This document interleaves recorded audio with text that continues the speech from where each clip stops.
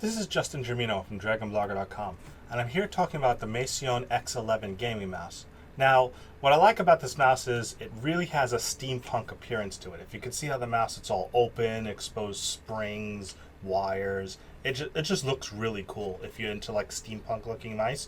It kind of reminds you of the Mad Catz rat mice. I don't want to name drop Mad Catz, but I think that's kind of like the look what they were going for when they created this mouse. So it has a nice look to it, and the mouse feels good on the hand. It's a little light, but because it has a metal base, it doesn't need added weights. It actually has a pretty good amount of weight to it, although, you know, it could be a little heavier if you like really heavy mice.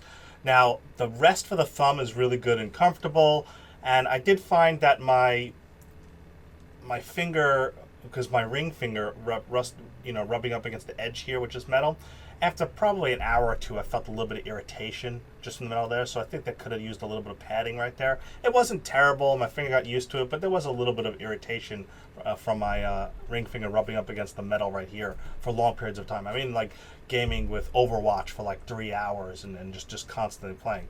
The buttons work whether you click them, you know, with your fingers long or your fingers short. I have no problem with the buttons.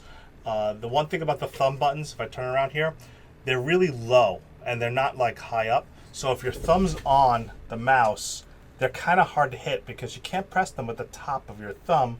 You have to press them with the very bottom parts of your thumb. So I thought the thumb buttons were a little bit hard to press, and they could have raised them up a little more, made them a little larger.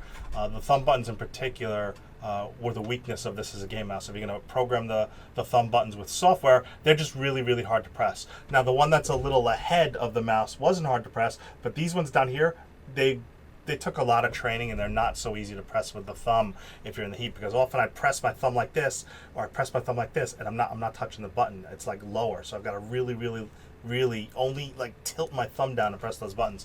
So I found that to be a little annoying as a gaming mouse. The scroll wheel is fine, everything else is fine. I really enjoyed it. It was more comfortable than I thought, again, other than the ring finger rubbing against the metal. It's a really cool looking mouse. Thumb buttons aren't as desirable. That would be the only thing that knocks this thing down to about 3 stars, is the thumb buttons and the little bit of abrasiveness you get from this metal piece off on the side here. But in that, if you really want a steampunk looking mouse that's a fraction of the cost and gives you that Mad Catz, rat look, the Masione X11 mouse is a good option. Just know the limitations with the thumb button size and the little bit of issue you're going to have with your finger resting up against the metal there. Thank you for watching.